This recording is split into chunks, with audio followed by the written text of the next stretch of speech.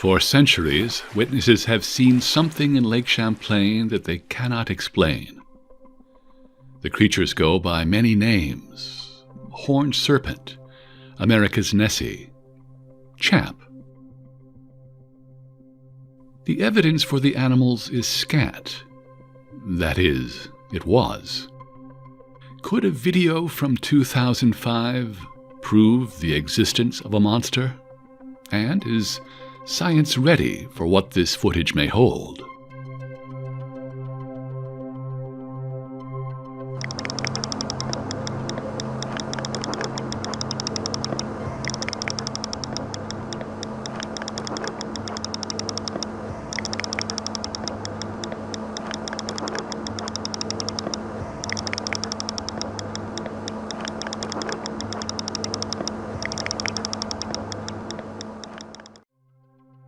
Lake Champlain is a beautiful body of water. Surrounded by 2 states and 1 Canadian province, it is a unique area both geographically and historically.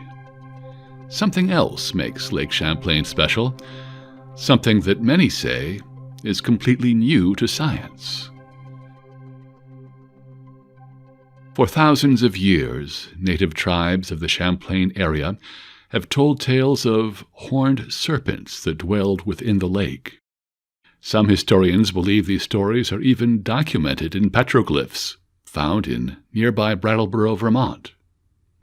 The natives, though, are not the only people who believe something different lives in this majestic lake. It was on the west shore of Alberg. My daughter and I were swimming, and out of the water came Champ. And he's long, had a neck like this, and it scared us. And we jumped out of the water and went right into the beach. And so it was my daughter and I. But also, we've had other fishermen tell us that they've seen Champ in the water when they're out fishing. He came up, he looked at them, and he went down. And that's all I know about Champ. And we were over at Port Douglas, New York, and we had just over there where we were right up over sunken docks and stuff from an old ferry landing. They used to drive the boats over there, let them off, and they'd get on an airplane or maybe even a buggy and go. But anyway, they were under the water. We just caught some perch. We brought them up the bank. This was probably maybe a 20-foot cliff type thing. And where we were on top, you could see for miles left and right. And we started cleaning the fish. We had caught them over these sunken docks. We started cleaning the fish, and all of a sudden I looked out and there was a wake. A small wake, probably maybe 6 to 8 inches. And all of a sudden, out of the water comes the thing like this, like it looked like a dinosaur. Comes out and goes quite a ways, and made a wake probably, I gotta say, 1.5 feet, maybe even bigger than that. Big one anyway. And he went for probably maybe 20 feet out of the water. He was exposed probably maybe 3 feet, maybe, neck, and had sort of a scaly back. But, other than that, I don't know what it was or where it was, but he was obviously getting fish in those dock areas. I stayed in the window, and it was like a mist that night, foggy, and the dogs were pointed that way, and that's the way I was looking, was that way. And now you got to visualize this is all water. This is not sand. And out of the mist, I kept looking, and I thought, oh, it's pea green. It's all moldy. And I didn't realize, I was so tired, what I saw. But I know now when I tell you this, it's not as tall. But one more. It was a dinosaur head, and the head was like this, and then it went in the water, and then there was a hump. And it come into the light, Well, the light was on the dock on this side, and it just stood there, or sat, I don't know. But anyway, there wasn't a ripple in the water, and even though I was looking at it, I couldn't see it move. But it turned, No, you had and it went out in the water, and was gone. I've seen him or her, 3 times. I've lived in Vermont since '68. First in Heinsberg, Vermont, and the last 20 years right on Lake Champlain in Burlington. And I'm a writer, a novelist.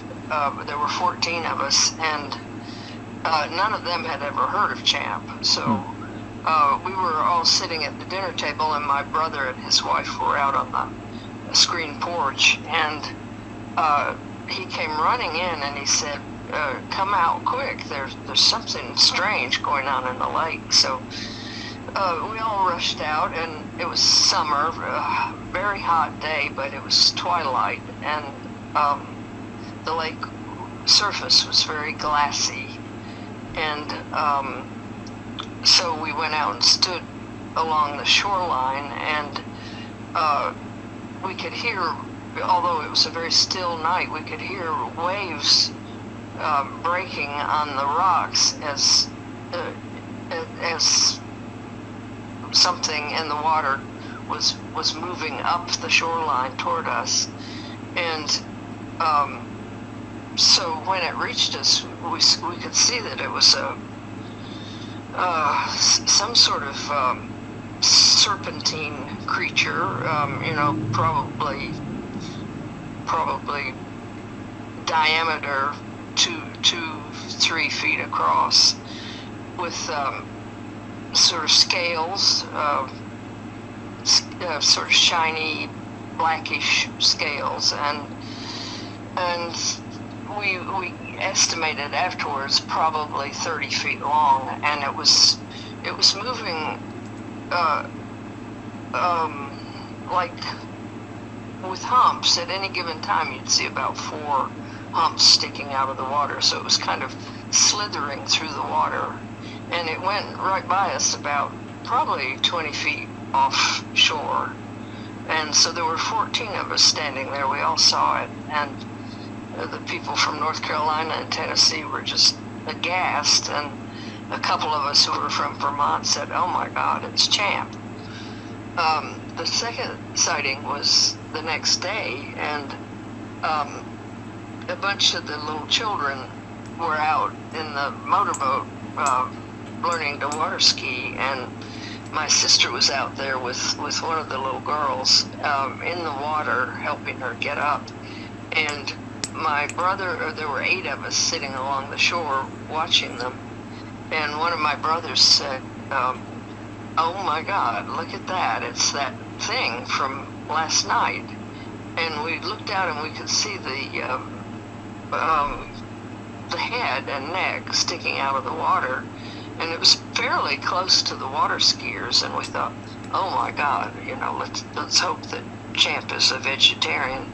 But it was almost as though the creature was watching the kids water ski, and then it dove, and it appeared to go right under the children and the boat, and then we didn't see it again, and we just kind of sat there in shock. And then the boaters came in, the children and my sister said, "The weirdest thing happened while I was helping Elizabeth ski." She said, "I looked down, and underneath us, I could have sworn I saw that thing from last night swim under us."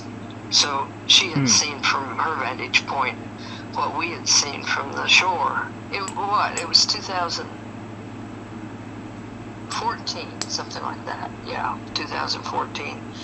And we were in a boat, and it was in September, and this time the water was also very calm, and school had already started, so there were no other boats, and we were down between Charlotte and Shelburne, in the middle of the lake. So at that point, the shore would have been about 4 miles away on either side. And we were just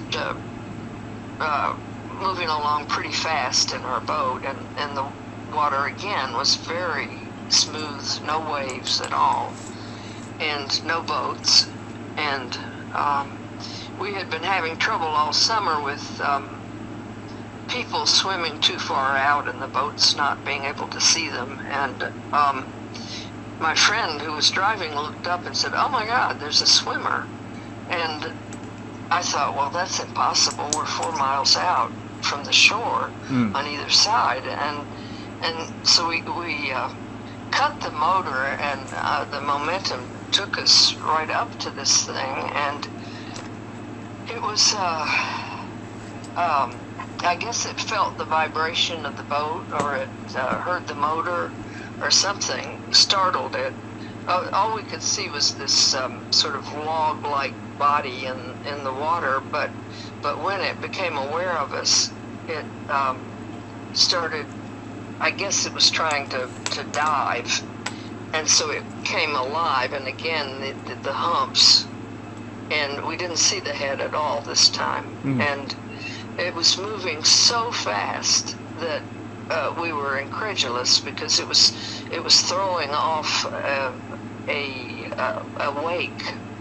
It was moving so fast that there was this breakers coming off the side of it, and it seemed to last a long time, but I don't think it actually did. We were just kind of in this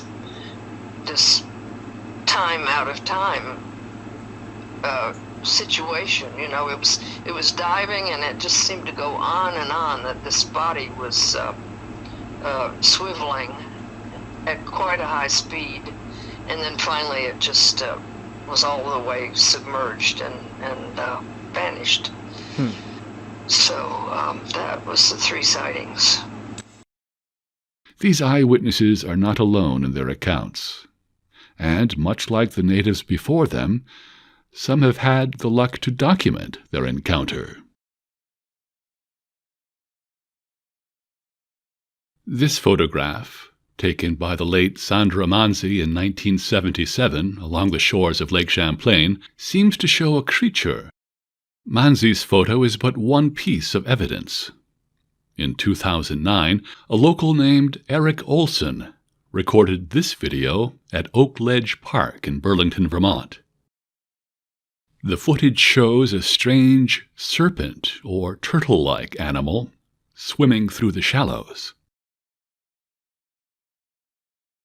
Multiple other videos, photographs, and even sonar readings seem to suggest the presence of an unknown species in the lake, the subject of stories that existed long before the area was settled. So when I took that picture, what I saw, and to where I took the picture, by the time I went and got to my, up to the table, grabbed my phone, came back down to the shoreline, it probably moved about 300 yards. What I saw, what caught my attention was the splashing in the water. And it looked like fish were feeding. Every once in a while you get a school of fish come through and it's choppy up the water, and that's what it looked like. But then it kind of, I saw that black mass, and then it disappeared, and I just followed and watched, and I was like, okay, maybe I'm seeing the front of a wave. Could be 100 different things on the lake. And it was out near Woods Island, which is an uninhabited island. However, people do camp there. So it's pretty much, a vacant piece of property, and it's a pretty big island, because we've kayaked out there and, picnicked out there and whatever, and hiked around. So at the edge of Woods Island is where I picked up that black mass and got the photo, and then it just disappeared. This black thing come up and then go away again, and I was like, okay, you're seeing things. And, just kept kind of doing my thing, and looked up again and saw this between the edge of Woods Island and the next point, which would be Lappin's Bay. And took a quick picture just before it disappeared again. based on a lot of theories, I know Scott had talked about it when I spoke to him a couple times, and Katie had talked about it, that these creatures possibly go on land. And I was thinking, Woods Island would be a perfect place for them to go because nobody's on it.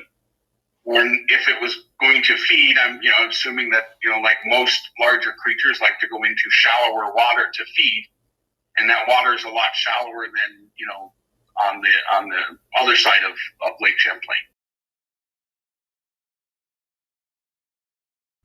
No piece of evidence is more captivating than the infamous Bodette film.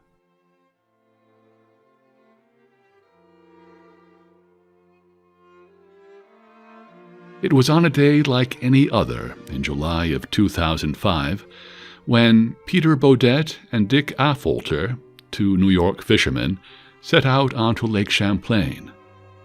The men boated to the southernmost mouth of the Ausable River. Suddenly, the men were approached by a large animal right under their vessel. Bodette grabbed his camera and filmed the following footage. What you are seeing is only a small portion of the entire film. It is what was aired on the ABC News Network in July of 2005. Not only is this not the full footage, it is not the full testimony. A scrapped interview with Bodette and Affolter, recovered by researcher and author Joseph Citro, details what the men claim really happened that day. Bodette and Affolter describe seeing a head the shape of a sledgehammer on a serpentine body, which left an S-shaped wake in the water. At one point, Affolter said he was afraid the creature would ram their boat. Perhaps the most interesting feature is what Bodette described as the moment the creature broke the surface of the lake, a moment in which the sunlight could be seen glinting off of the beast's eye. The available footage appears to show wakes in the water, and for a brief moment, the object that is making them. The object appears to have a long, slender neck, with a bulbous head attached. A closer examination reveals there may be even more detail. What we have of the Bodette film is really just a few seconds of the actual length of the footage. It is approximately on screen, the alleged animal I should say, for maybe all of 2 seconds, 3 seconds in this piece of footage. But we do see some very interesting features. We have here this high definition version of the footage, and it's right around this area when we start to see the animal actually come into frame. What we see, essentially, is the what appears to be similar to a head and neck, this kind of classic Champ image, rearing up under the water towards the side of the Bodette boat, and it has this kind of almost sideways triangular head with these rounded corners and this very long, thin neck that kind of goes out deeper into the water. And what's interesting about the head shape is that it does kind of remind one of the classic horse head shape, which is where we get the term water horse from. But we also see that as the head starts to come swinging towards its right, we actually see it kind of, I guess you could say, change shape. But it looks more like what's going on is we actually see some new shadowing come in this particular frame. Some shadowing towards the end of the head, the point of the triangle, and what it even looks like is almost as though the shadow is being caused by an opening of some kind of hole towards the end of the head, which I suppose if it is a head, we would have to assume is the mouth of some kind. It's also in this frame that you see these kind of distortions towards the top of the mouth, which almost look to be little snorkels on the front of the head, like eel nares, which are, of course, what eels use to breathe and filter water through their system.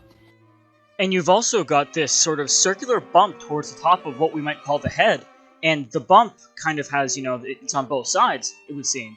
And the bump is very reminiscent of the kinds of bumps that reptiles like turtles and other lizards have on the sides of their heads, which are often used as ears. So that's a very distinct and interesting detail to have on this particular subject. And in the next frame, that shadow is gone again. It's almost as though the mouth has closed. And then it swings to its side again, and we can see a different object come up along with it, which some have speculated to be a fin or a flipper. And what's interesting about that is it does have this very noticeable kind of lightning-shaped white line across it. And some have suggested that, as in similar Champ sightings, this might be scar tissue along the body of the animal. Throughout the footage, we see these ripples and these wakes, but there's one in particular that I think is quite interesting.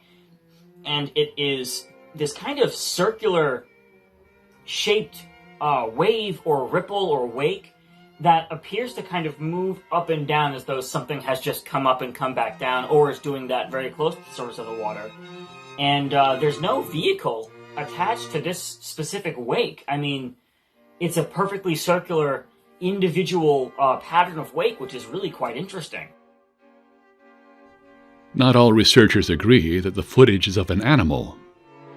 Dick Rayner, a researcher at Loch Ness, believes the footage to show a reflection of an object that is above, rather than below the boat, and that this object was intentionally built to resemble an animal like Champ. And of course, in Rayner's analysis, that opening of the mouth as the head turns to the side is actually kind of, it's much more clear, actually, than in the normal footage. Rayner's frames that he was looking at do provide this kind of high-definition look at that particular moment. A New York Times article from 2005 states that Melanie Stiassny, curator of fishes at the American Museum of Natural History, examined the footage in its entirety. According to the article, Stiassny concluded that the footage was unconvincing. Stiassny, however, declined to be interviewed on the same subject in the spring of 2020, claiming she had, in fact, never seen the footage. So what of others who have seen it? The late William Drangeness, a Lake Champlain researcher, was lucky enough to see the footage before his death in 2018. In conversations with fellow researcher Scott Martis, Drangeness expressed belief that the creature was not only real, but that it resembled something in the fossil record.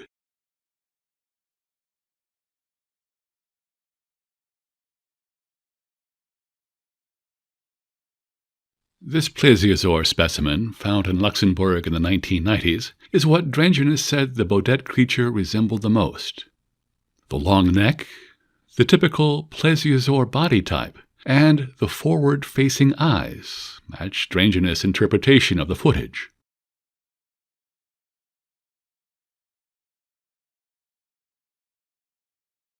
At the time of its discovery, this species of plesiosaur, now known as Microlidus melusinae, was new to science. Drangeness, although one of the only researchers to see the film, is certainly not the only one to put stock into the plesiosaur theory.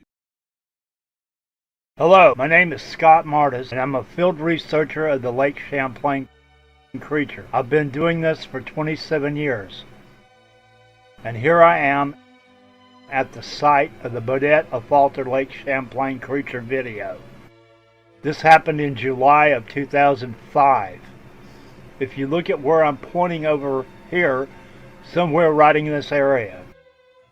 The long neck and head looking object resembles a long neck and head of some sort of plesiosaur, which is a marine reptile that lived during the age of the dinosaurs.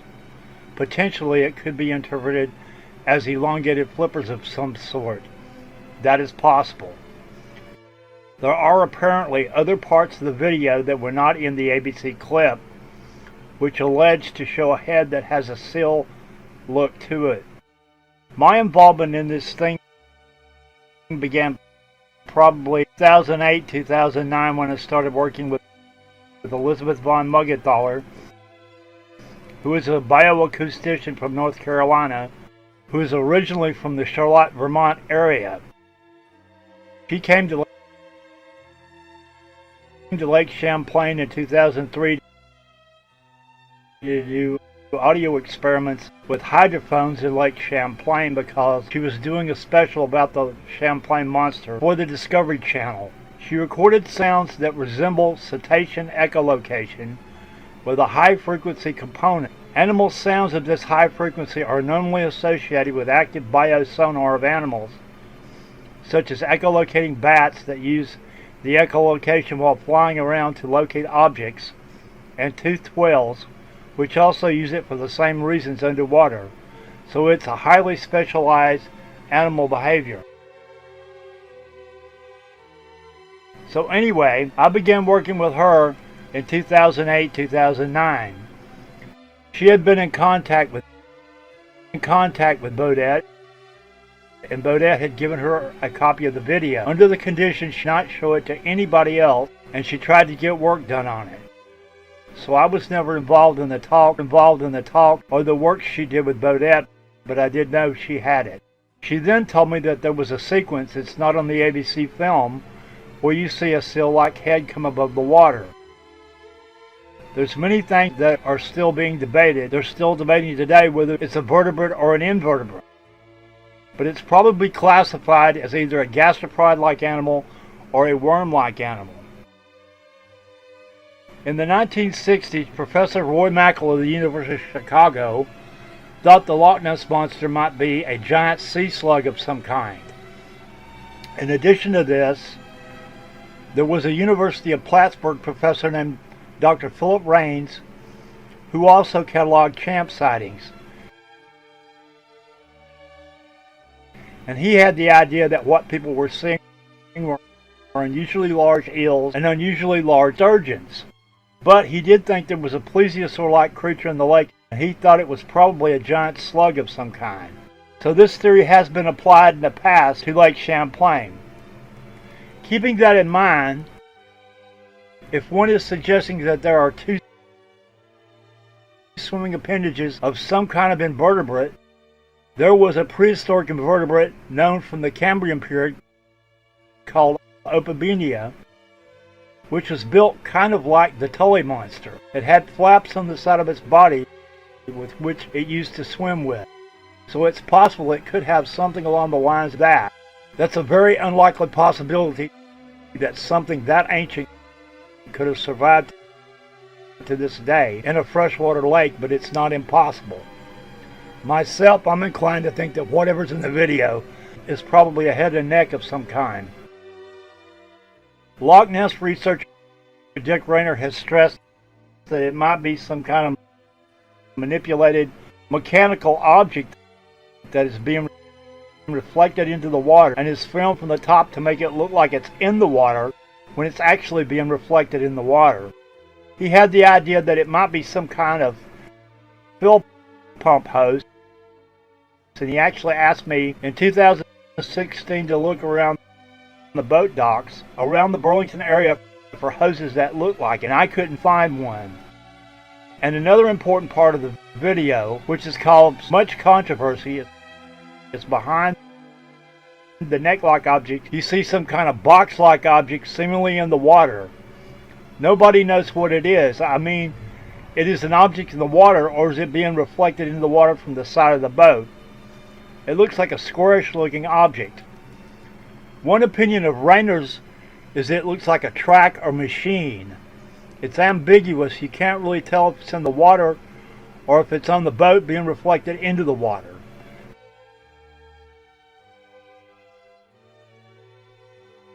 So, you know, I mean, obviously this demands further investigation. What you have to work with is highly ambiguous. So we don't know. It could be a big object hanging off the side of the boat. It could be in the water. We just don't know.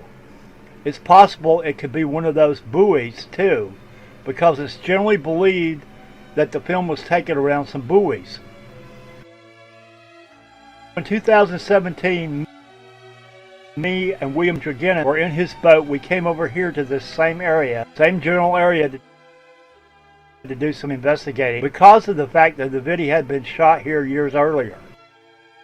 You can look at some comparison pictures from the boat that we took that day, and you can see background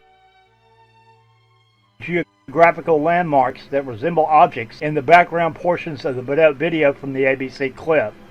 So that probably means the same area. Like I said, we were there on the night of July 4th, the evening of July 4th, 2017. Some mysterious object swam underneath our boat or moved underneath our boat. We were in 50 feet of water. The thing was down about, I think, 20 feet below the boat, moved around for about 2 minutes, swam right to left. Looking at the screenshots we got of the object on the sonar screen, Will had forgotten to put the SD card into the sonar, so the best we could do on the spot was to take photographs of the screen. But anyway, looking at the object on the screen, we estimated this was probably about 10 to 13 feet long, which is really large.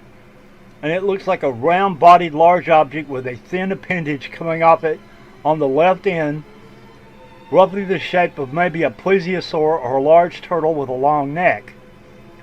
We didn't see any impressions of flippers or anything, but that could have been because the flippers were at the side and were merged with the shape of the body.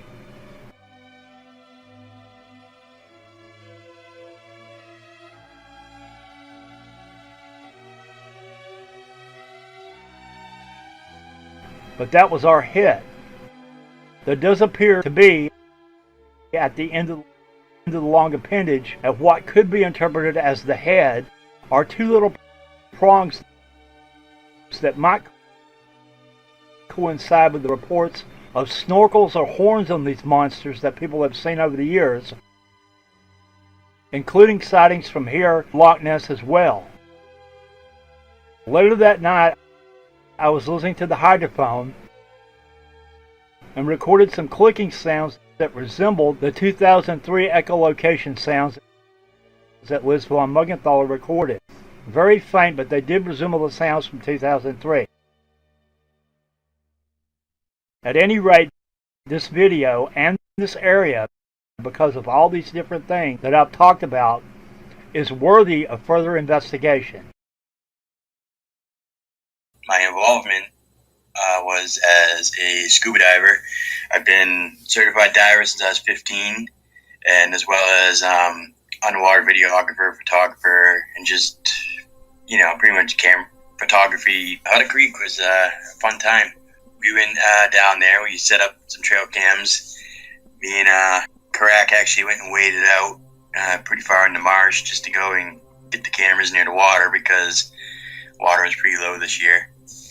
And all of a sudden, we heard my brother yell up from the road, and we ended up running up there, and he said he heard a huge splash, and Karak got up there before I did, and then he heard it as well. Him and Ryan heard it, and then I got up there, and we actually heard it again, and these splashes were absolutely huge. I've heard carp jumping up there, fish jumping, and these sounded like powder bricks being dumped into the water. And we spent some time there. We were there during the day too. We went and checking out some of the artifacts and stuff like that along the shore of Otter Creek. The first day we had some problem with the scuba gear. It was pretty uncomfortable, tank moving all over the place. So next day we went back, got the proper gear. We went to go do a preliminary dive check as where I'm diving, I'm down below, but I wasn't that deep. And Ryan was free diving, snorkeling above me, and he had his camera. And as it started to get dark, I went and heard this weird sound. I thought it was in my head at first, like I had an air bubble in my ear, something weird. And then I looked up at my brother, and he's pointing to his ears because he had actually heard something the day before, and I didn't hear it. But he's pointing at his ears and stuff, and I'm stopping, I'm listening, and I can hear this thing faintly. But with the scuba gear, you get the regulator and the exhaust where your spent air comes out. The bubbles makes a lot of noise. So what I did was I came up, took off the BC in the tank, just inflated it, and let it float, just grabbed my snorkel and my mask and just went and floated. And what I heard was unbelievable. It sounded just like echolocation, like what you would hear a marine mammal produce. It was clicks, subtle clicks, and louder clicks and clacks, and it was subtle but sharp at the same time. I can't reproduce it with my mouth, but like something that I've never heard before. And I've gone and swam in who knows how many lakes, ponds, scummy ponds, rivers, the ocean. Like I said, I'm a diver. I've been diving since I was 15. And when I'm in the water, I just go and I feel like I'm in my element. But I've never heard a sound like this, never. And laying there floating, listening to it. And my brother, he's right there, and he's listening to it. And it's getting darker and darker, and it's still going on. And people are all leaving and stuff. And we actually went and we were in Arnold's Bay, and Arnold's Bay is just south of Buttons Bay. And we actually started swimming out towards the entrance of the bay, towards the actual lake. And the echolocation, the clicks and stuff we heard, they got louder, more direct, and it was only for about 5 seconds. But it wasn't like whatever was making it came closer to us. It was like it increased its volume and the direction, like it directed it towards us, like to see, what's going on here, what are these things doing. And my whole, like we were up there for a while, it was dark when we get out of the water. And what I think goes on is that these animals, they go and they use direct location. Once it starts getting dark, the people activity, human activity goes and dies down. Your boat traffic dies down. Your people on the beaches, pretty much goes away, disappears. And so it's much safer for these animals to, come out at night, be nocturnal. And so I think that they use the bay as like a corralling point, where they will go sit at the mouth, project their echolocation into it, first see, all right, is there fish in there? And then use their echolocation to come in, group up the fish, because fish will go in a bait ball to protect themselves. And so, and pretty much just corral the fish inside the small bays and inlets and stuff, rather than chase them all around, the middle of the lake. It just makes sense to me because, look how many even land-based animals do it. Ambush prey, bottleneck, just it's like a predatory, like orcas, they do it with seals, dolphins, they do it with fish,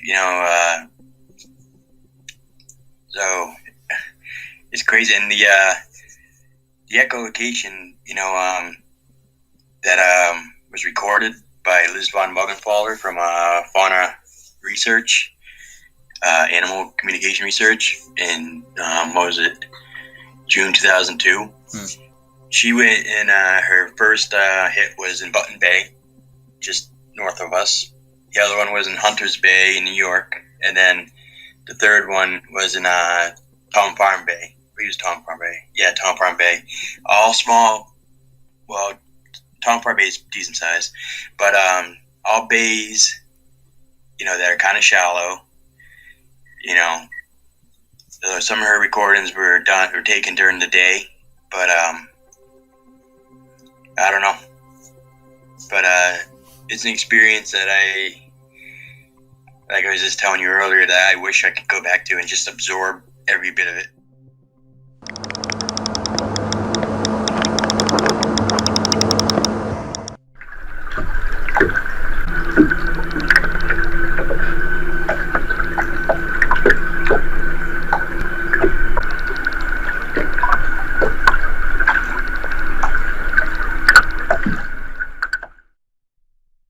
It's a compelling idea. Lake Champlain's prehistoric past of being open to the sea certainly keeps an evolved plesiosaur viable. However, some have a different idea of what Champ might be. Ruby Anderson, a researcher of the Lake Champlain phenomenon, has her own ideas about the subject in the Bodette film. We got in touch with Scott Martis, and he put us in touch with my mother's father and Jerry Manchia Cooper and Dennis Hall. And so we've done a couple of expeditions with Dennis and Scott and Martis together. The fact that they seem to be similar to whales and dolphins. They're working in a coordinated effort to cut out the fish, hurting them in the shallow. They use echolocation. That would seem to indicate that it's a mammal. My daughter and my son-in-law showed me the PVC photos of other people in the camp that want parts of the photos. And then I looked at the other end of it that kind of appeared to be like the head. We realized that it looks like there's a large turtle shell on the back. And one of the other pictures that appears to be the head of a turtle. But it looked almost like there was a fish or a eel maybe possibly trying to get away from the turtle.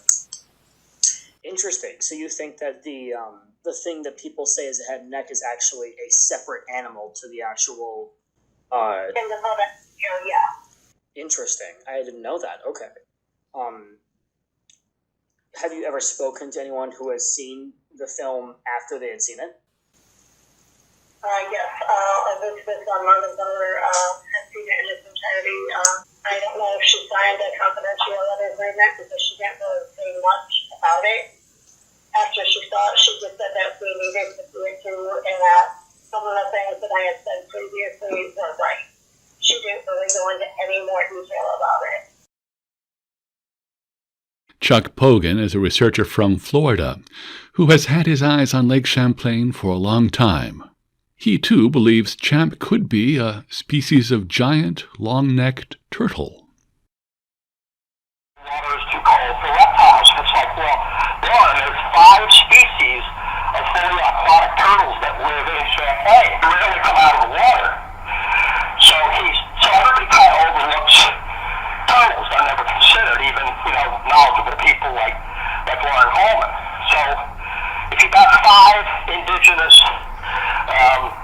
fully aquatic turtles living in Champlain already, it's not a far idea that this could be a turtle because they're already there. And snappers rarely come out of the water. They got another turtle called the musk turtle, which puts out a horrendous odor when you catch it. And they have a mock turtle, painted turtle, and then they have 2 varieties of soft-tail turtles. Well, when I was looking into it, I came across this thing about how the snakeneck turtles have this complex language. I have a link to it in one of my blogs, and if you read this paper, it's like, well, holy cow, turtles were thought to be just like dumb, and here they have this complex language that indicates social order, which is something that was never attributed to turtles and almost not even to reptiles at all, that they would actually have a social order because they were, there was always assumed that they were just too dumb to care about things like that, but that's not true. So it's like all these misnomers about turtles, and once you look into it, you realize that this is the perfect explanation for lake monsters. Some witnesses, such as members of Ruby Anderson's family, believe Champ is something reminiscent of a classic sea serpent. Could this explain the body described by Bodette in the transcript? We wait around, watch around, wait for sunset, didn't see anything. So we're going to go to bed. And, they try to get up real early in the morning. So around 10:30-ish at night, because it was dark then, we hear what sounds like an animal being killed. So, and it was really loud, and there was a lot of splashing. We were maybe 20 feet from the beach. So, I tried to get up and, go see what was going on. But either adrenaline or whatever. 15 minutes later, everything quiet down, calmed down. In the morning, we went and take another look and see what's going on there. We see a set of deer prints coming out from the woods down to the edge of the water. And they stop right there. They don't go anywhere else. They don't go back up in the woods. You don't see any deer prints in the water, in the sandy part. So our speculation is something grabbed the deer right there off the shore. We have to probably to the island from the ferry. There's a ferry that takes you there. Maybe like 6 o'clock, 6:30. It was like 100 degrees out. It was wicked hot. So we bring our stuff to our campsite. My brother Matt says, "Oh, let's go take a look around." He takes his camera with him, and he comes back like 20 minutes later. We went out to the shore on the island, and I said, "I got the camp boat set up," and he looked at me really with a serious look on his face, and he said, "I saw it, and it's not the size they say it is." I said, "What are you talking about?" He says, "It's a lot bigger than what they say it is." I said, "Well, you had your camera with it." "Yeah, I know. I was kind of stunned that I didn't take a picture of it." And I said, "Well, what did you see?" So it looked like the one he saw looked like a gigantic snake. He saw the coils in the water. He saw it moving through the water. And he told me it's over 60 feet. It could be a lot longer. He didn't know.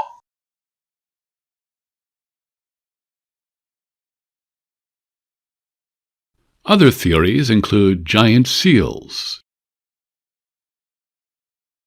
Tanystropheus, and the Tully monster.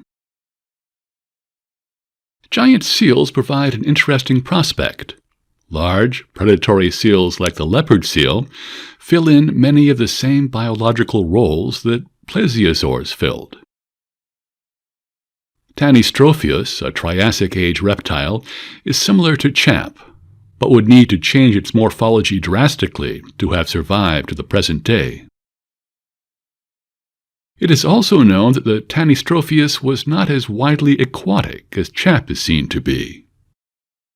The Tully monster, a bizarre animal of its own, explains many of the descriptions given, but not all of them. If it is real, what is Champ? Plesiosaurs certainly match. Could giant turtles, similar to long-necked or map turtles, explain the humps in the water? Or are more bizarre animals to blame?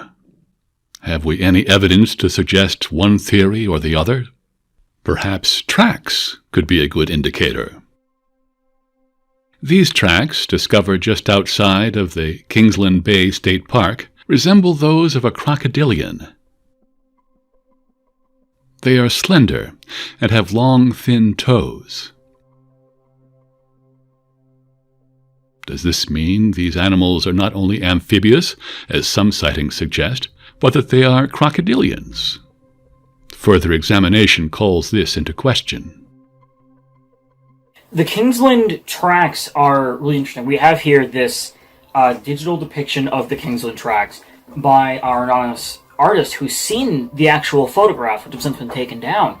And what's so interesting is that this is a depiction of one of the longer tracks, apparently. And it looks very much like a crocodilian track. I mean, it's almost identical. It has the long, narrow heel, it has the webs between the appendages, and it has these very long digits. We actually also in the corner have a depiction of what a track that would literally make that imprint would look like. Now, we say literally because the artist pointed out there was something of a caveat in this. In the original photographs, the artist identified a type of leaf, this kind of small autumn leaf in the corner right next to one of the tracks. The artist was also able to identify that it looked like a rather small red oak leaf.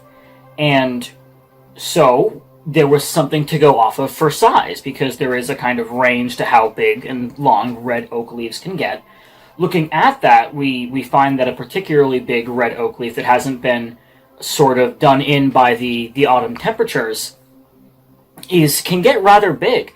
But if it's small and has gone through some weathering by the weather around it, we find that it might only be a few inches long, if even that. And what's interesting is that we can estimate then roughly how long these tracks might be. And what's so interesting about them too is that you have two tracks. You have the long one and you have one that's about half the length with a rounder and more stout heel. And that track looks very much like a snapping turtle's track. Now, going off of the size of the leaf, if we were to roughly estimate, it's not at all out of the question that that is a snapping turtle track. The question is, what about this long track? Well, the long track might simply be a byproduct of the snapping turtle kind of having to drag itself through the mud, because snapping turtles are rather hefty turtles.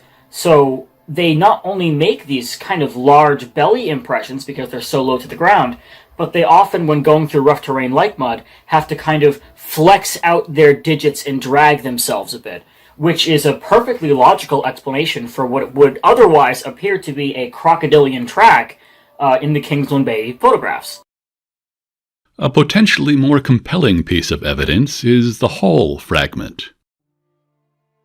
Discovered along the shores of Lake Champlain by former researcher Dennis Hall, the fragment is believed by some to have been the remnants of the skull of a champ. It displays the infamous horns described by Native American accounts, and, interestingly enough, bears some resemblance to other horned animals.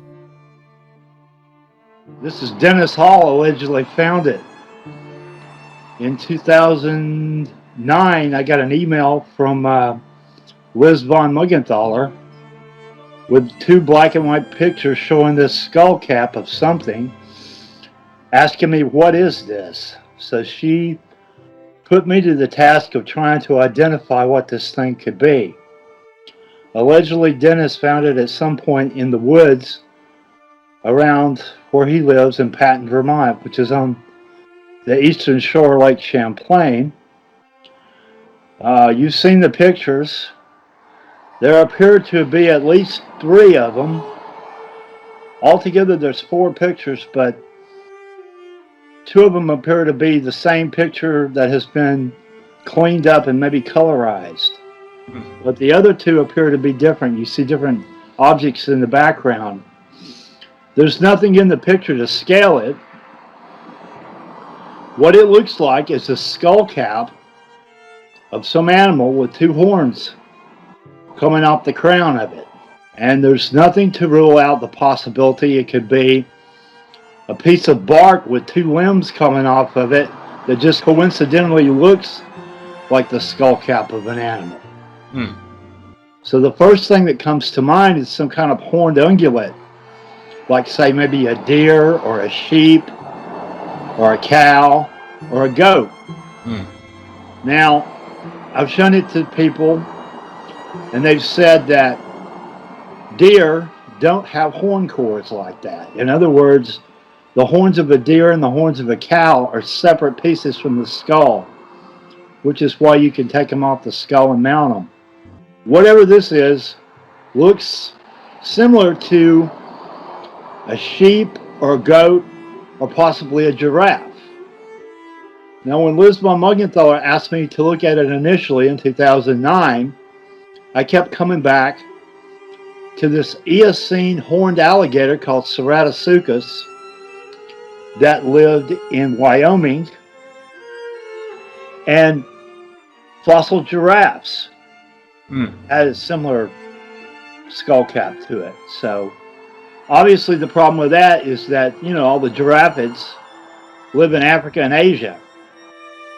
There's a bighorn sheep out west in the Rocky Mountain area that resembles it too.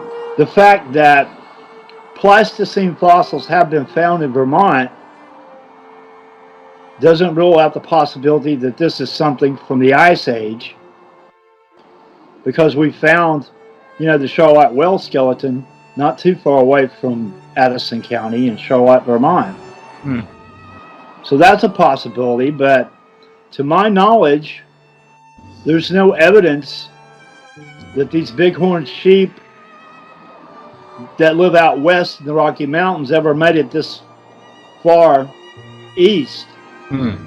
So I think it's highly doubtful that it's a Pleistocene fossil of a bighorn sheep that lived in Vermont. Now, there are sheep farmers and goat farmers in Vermont, and there have been for hundreds of years. In Winooski, Vermont, where I used to live, there's an old woolen mill that has been turned into an apartment building. So obviously there was an industry of sheep farming for wool and harvesting the wool that's been going on here for hundreds of years. So it's possible this could be the skull of a sheep that somehow wound up out in the woods. I don't know. Dennis has never made any claims that this is the skull cap of a champ animal. All he claimed was to have found it. But obviously Liz was interested in it, so she had me to look into it. Now, looking at the flip side of that argument, there's no reason why there couldn't be a plesiosaur with horns on its skull, because we already know from the fossil record that there were horned alligators, horned turtles, and horned dinosaurs. So there's no reason why there couldn't exist a horned plesiosaur. Now, if we're dealing with plesiosaurs today in Lake Champlain, they're 65 million years removed from the ones we know in the fossil record. It's not impossible. The closest thing that we have found to a horned plesiosaur is a plesiosaur from the early Cretaceous of Australia called Eumenosaurus. It has crest over its eyes and over its nostrils, and it's got a crest running down the middle of its skull. And it lived during a time when there was a cold snap. During the late Jurassic and early Cretaceous, there was not really an ice age, but a cold snap. And they believed that during this period, there was ice at the poles, and there would have been ice in the water that this Eumenosaurus lived in. So it was a cold water adapted plesiosaur with these horn-like crests over its eyes, its nostrils, and running down the middle of its face. It's a highly unusual animal. Exploring that idea further, the Indians in this region, on both sides of the lake, different tribes, had a belief in a giant horned serpent that lived in Lake Champlain. Now, this type of horned serpent mythology or belief, or whatever you want to call it, is widespread among North American Indians. There is a petroglyph in Nova Scotia that shows this creature with a long neck that looks like sort of like a plesiosaur, possibly a long-necked turtle with horns. So this may be significant. I don't know. One thing I did notice is that if you take the skull cap that Dennis found and layer it over the famous gargoyle head picture from Loch Ness, it kind of fits.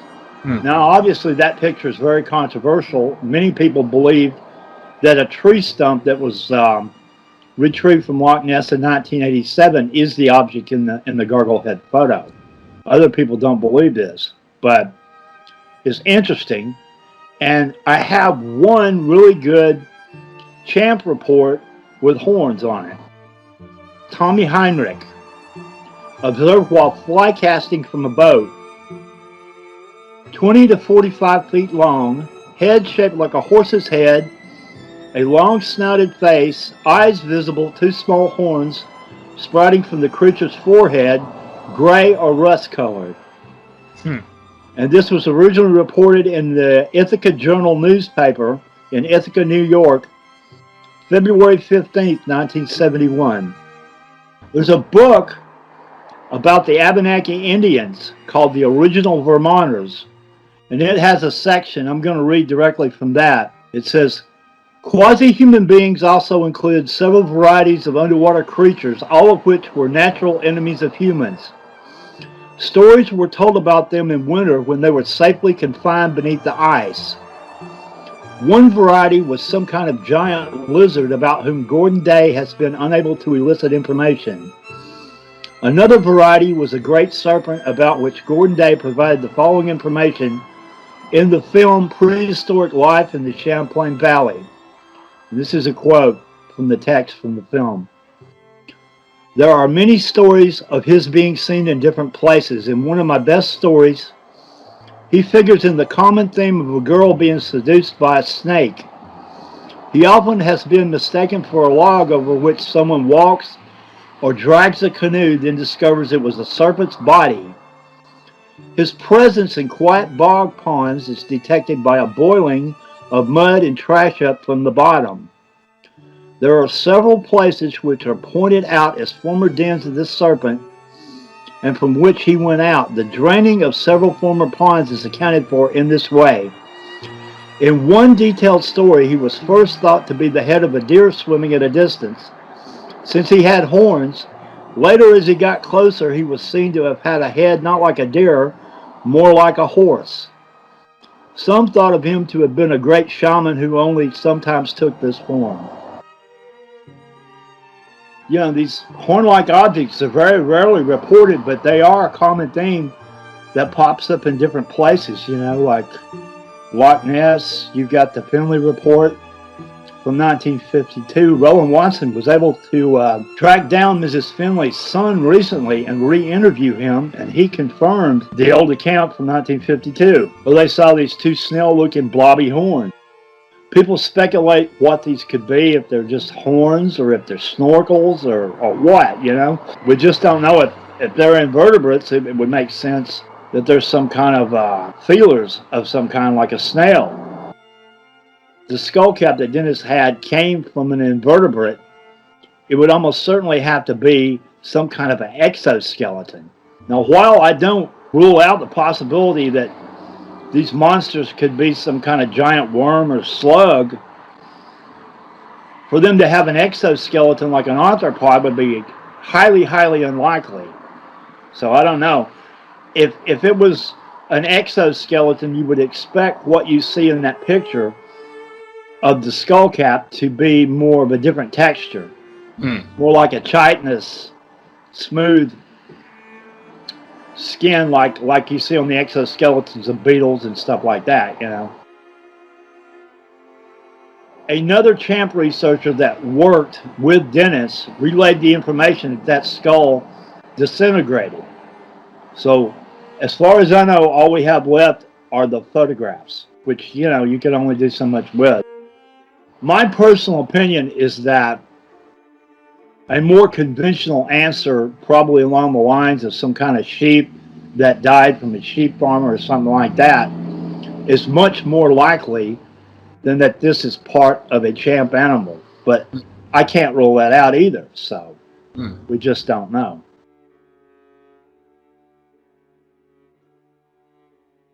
Overall, the Bodette subject seems to be an amalgamation of all these ideas. It looks very much like a plesiosaur. But it also resembles a turtle, a snake, and even more reptiles. Might the Bodette subject, and Champ at large, look something like this depiction?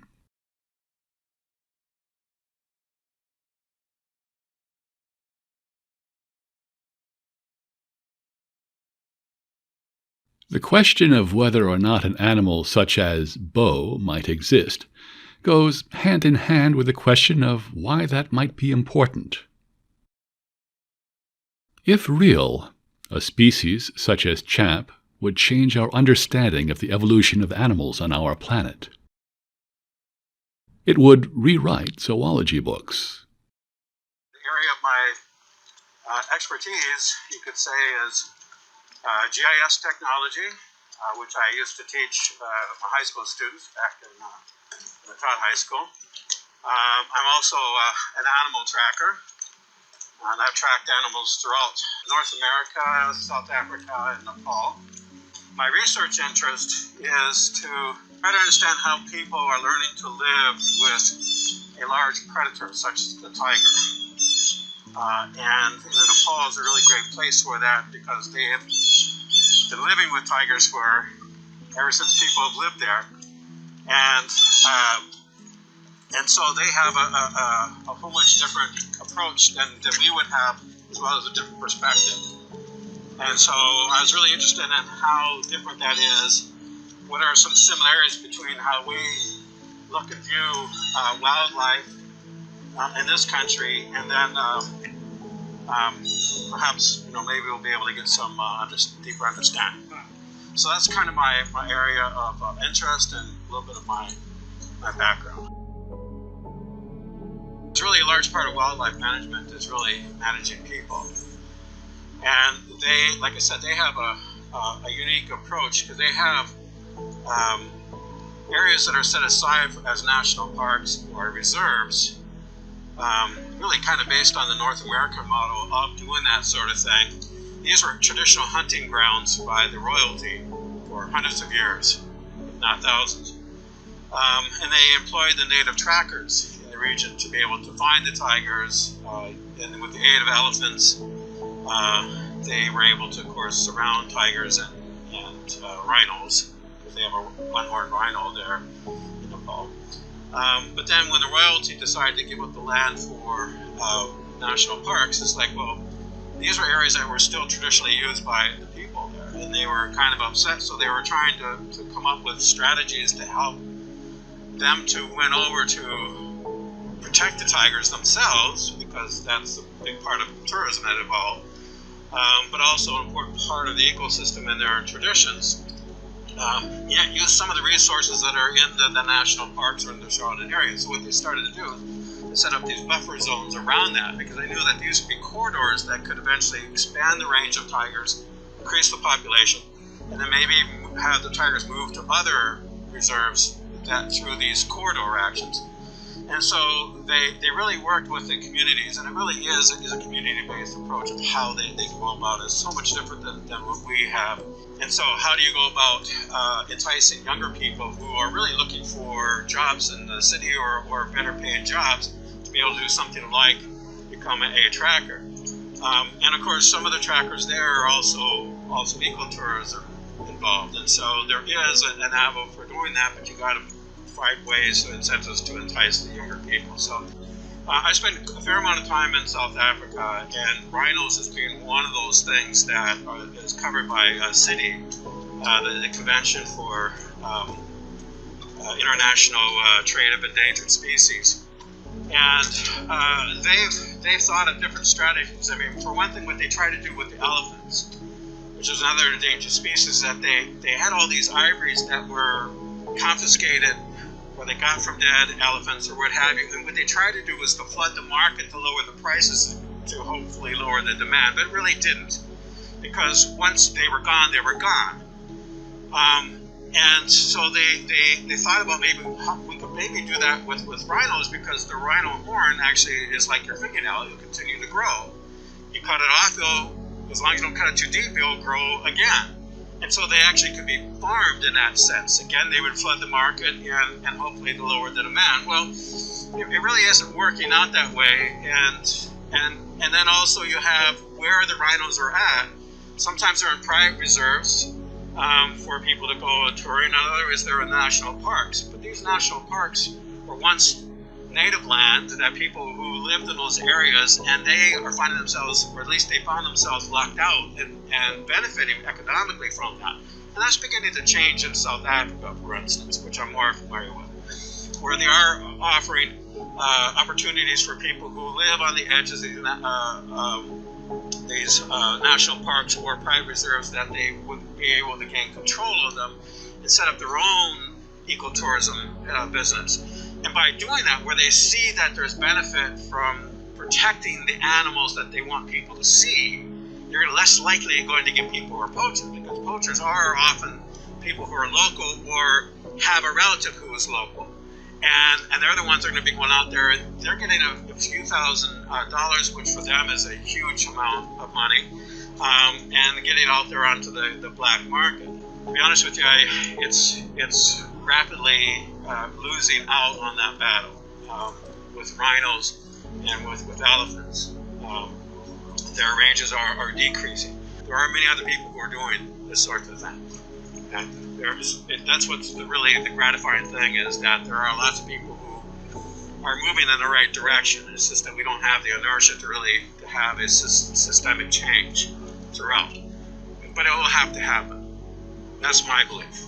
If we don't, then ecosystems will collapse. Basically, then us and other species will go along with that. We're already in the mass extinction, the sixth mass extinction. It's happening at a phenomenal rate. It's beyond what would be the normal extinction rate. We're dealing with one that has not been since around the extinction rate of the dinosaurs. Even though that was quick, we're on course for that type of mass extinction where 95% of the species will go extinct. In a relatively quick order, not like in my lifetime, probably not in your lifetime, but in a few hundred years, perhaps. But we'll see the beginning of the end in the next coming decades as systems begin to collapse, I believe. I would rather believe that we could do more than just stave it off. We can come up with a new kind of equilibrium, if you want to call it that, at least a sustainable means, and then nature is very resilient, and if you give it a chance, it can bounce back relatively quickly. When I say relatively, it's not within our lifetimes, but relatively quickly. So if we were to put a moratorium on commercial fishing in the oceans would rebound back within a lifetime or two of people.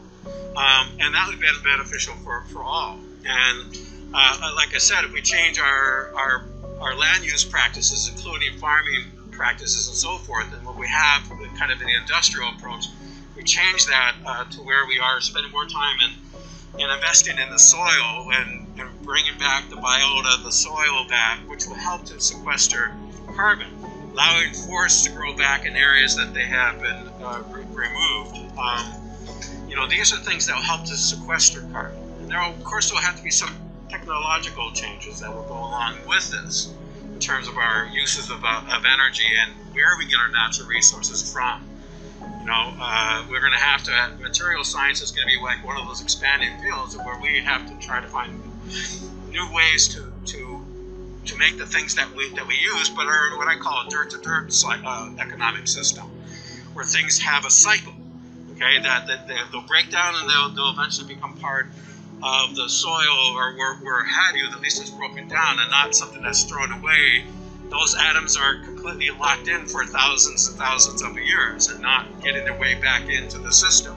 Because as we take more stuff out, there's less stuff that's going back into that system in that respect. So our economic systems are going to really have to change as a response to sorts of things. There's a lot that has to happen in order for us to maintain ourselves as a viable species, as well as many others that we touch their lives on, plants and animals.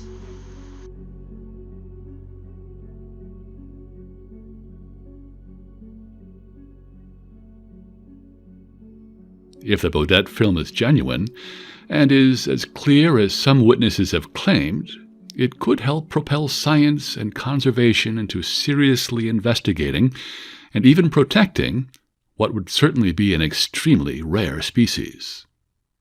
Why then is the full footage kept so secret? Basically, the Bodette footage, from what I know, is a piece of video that's alleging to show some sort of a champ creature in Lake Champlain. It was released, I don't know exactly when it was taken, but I believe it was released in 2006, and it debuted, this was really before YouTube or anything, and it was shown on ABC News out of New York. And in this piece, they said that two upstate New York fishermen had captured this very interesting footage from Lake Champlain. Right. And in the video itself actually purports to be at the mouth of the Ausable River, which is one of like 6 or 7 major rivers that feeds into Lake Champlain. It's part of the watershed area. And the Ausable River actually goes up, if you go upstream, it goes to a place called the Ausable Chasm, which is this really cool kind of cliff area. A lot of people do like recreational activities there, but it's a big river that feeds into Lake Champlain essentially. And they purported to capture this serpent-like creature that was bobbing up and down on the surface, and they said that it swam under their boat, and they flippers and the head very clearly. And the video itself that was shown on ABC, which is really one of the only available copies to the public, little tidbits of the film, isn't that great. It doesn't show very much detail, but you can see in some parts what looks like a flipper, what looks like a snake-like head, also ripples on the surface of something that was in front of them. From what I understand, they were, they're fishermen. Lake Champlain is a world-class fishing spot. I mean, it's one of the most biodiverse lakes in North America. 90-plus species of fish, really big fish, so it's a great spot for fishermen. These guys were locals that had been fishing there their whole lives. So what happened was, I guess they came across this thing, in their words, and they had a trolling motor, which is a type of motor that fishermen use to, it's like a silent motor. You use it so you don't spook the fish or the wildlife you're trying to approach. So they turned off their large motor and engaged the trolling motor, and that's how they were able to kind of get on top of this thing and have some sort of an interaction for an amount of time. When they released this footage, I guess they would have had ownership over this over a decade ago when it was released in 2006 to ABC. And now it is under the ownership of an entertainment lawyer in northern New Jersey, in kind of the New York City outskirts area. This guy, his name is Scott Chagin. I'd have to look into my records to indicate exactly what the name of his firm is, his law firm, but he does entertainment law. So he is in possession of this footage now, which I think is quite interesting. And there's speculation why he would have acquired it. I've heard the rumor multiple times from people that are a bit more informed about it that there was some sort of a divorce settlement in which this lawyer from New Jersey, Chagin, was involved and happened to receive the footage as part of a payment from one of the either Bodette or a Folter, whoever really claimed to have ownership over the video, because it's called the Bodette film or the Bodette footage, but obviously both of them were involved, a Folter and Bodette. So again, this lawyer is now in possession of it, and that's where I think the story gets a little bit frustrating and sketchy, particularly for those of us who are interested in some sort of transparency or something, that would be more satisfactory with being able to view this film. I contacted the law firm of this lawyer in an attempt to hopefully secure a bit of the footage to be able to use in my documentary series. And I'd been warned by people that he would not basically give me any of the footage, and I would not have any permission to use any of it, but I tried anyway. So I had made contact in about, it was, I want to say, late 2017, 2018, I contacted the lawyer, and I'd been put through to the secretary, who I believe it was a phone call. I wasn't, actually, I called into the firm, and the secretary said, I can take down your information, I can have him contact you back. And so he did contact me back via email and said, what can I help you with? And I then explained my purpose. I said, I'm doing an independent series on Champ, and I would really like to use a little bit of the footage, nothing where I can post the entire footage. I understand that there is, you want to the entire footage, there's like a value to it, but maybe a small portion of it.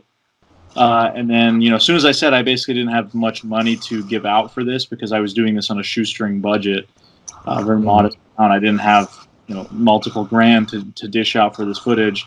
I didn't get any response back. So then I attempted to contact ABC to see if I could license footage from them from when they had their debuting of the footage in 2006. I thought maybe, they'd probably be pretty expensive too, but I thought it might be a workaround way to use the little chunks that they had. ABC was given full permission to use every part of the video by either Chagin or the fisherman who had it in possession at the time. I don't know the time, but they said that they could use the entire portion of the video, and they only used small segments, and apparently they didn't even use the best parts, as I was told, which is interesting. So I contacted ABC, and they basically just said either contact the lawyer or a Folter or Bodette. So they kind of boomeranged me back to those guys. I see. I tried Chagin again, and I just didn't get a response. So, it was... so Bill Dranginis had actually, when I interviewed him about the Champ subject and his research in general, I got to ask him about viewing the Bodette footage. And from what he told me, he was extremely interested in the footage. He had contacted the lawyer in New Jersey and had driven up there from Virginia or the D.C. area where he lived. So it's not like he was real close. He drove a couple hours to go see this footage in its entirety. He was allowed to see it. He wasn't allowed to take any pictures or anything, but he was actually able to view it in its entirety, and he came out with a conclusion that it showed some sort of plesiosaur-like creature. And he said that he thinks ABC didn't use the best sections of it. Upon viewing the footage, the law firm had asked him to sign an NDA, a non-disclosure agreement, which he disagreed. He did not want to sign one. That was not part of the contract that was not part of the agreement of just seeing the film. So he basically, I don't know if they wanted him to just not talk about seeing it or not blow the lid on it or anything, but because he wasn't under a contract, he had no obligation to them to not share the story with myself or with other people.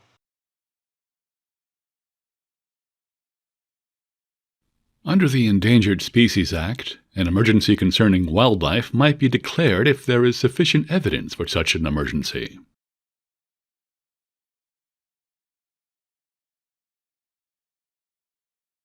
If the Bodette film truly is real, then it might just be that evidence. If so, there may not only be environmental concerns surrounding the footage, but even legal ones. All that has been available to determine that is analysis and second-hand accounts, as well as the countless sightings around Lake Champlain. It gets frustrating, but it's also just exciting. There could be something completely new that no one knows what it is. It could be its own species of animal, and as me and you said before, the whole point is, release the Bodette film. If there is this footage that they go and they claim that they have for the lawyer there, then get it out there so that we can get proof that these animals exist. Hopefully be enough to prove. That way we get their protection, not just protection for the animal, but for the whole ecosystem. All the sewage, like raw sewage gets dumped in Lake Champlain, like millions of gallons a year. That's disgusting. Runoff from farms, which, I understand farmers need to make a living and stuff, but they need to figure out just, something with the runoff from the pesticides and fertilizers and all that stuff. Because you need to protect what Champ eats, this animal eats. They need to protect what Champ eats, and on down the line. And otherwise they're going to be gone, and we might even get a chance to go and know what they are. You might be gone before we even go and get a chance to. I hope they never get Champ, because he's been here, and like I said, what a nice documentary. On top of the water, under the water, see it, how joyful. And you take and box him in, what's going to happen?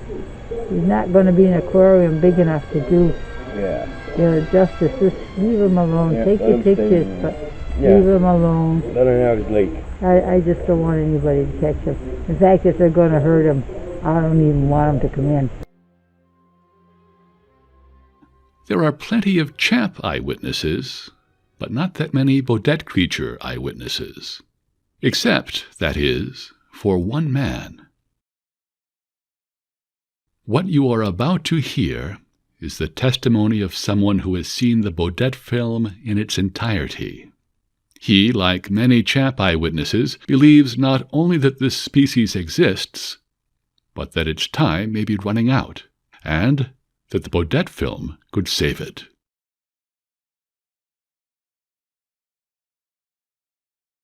He's coming up to this thing, and it's just like he's going, what the? And they come up to this thing, and it's just kind of sitting there a few feet under the water, just hovering. And he's going, what the hell is that? And that's when he stops. The thing just sits there, and that's when you see all these long, slender things come into view. You see what looks like a plesiosaur neck snapping at you. There's something different other than these long wavy things that are kind of, in your face when you look at that big yellow thing that you mentioned. That's the shell. It's a good-sized shell. I would guess it was probably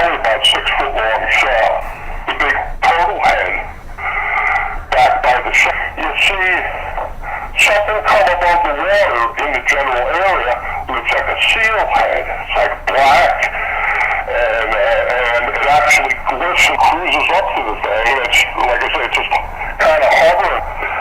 And all of a sudden, you see something coming broadside at the boat, while this other thing is just kind of sitting there. And it's another camp animal. Well, I mean, it's going like a bat out of hell. It comes right at the boat, broadside. Pete's got the camera on it, and at the last second, it goes under the boat, and Pete takes the camera and swings it to the other side of the boat, points it in the water, and the thing he runs out of footage, runs out of batteries, and that's the end. So there's just a couple of sequences with this thing, but like I said, you can see that another one does a mock attack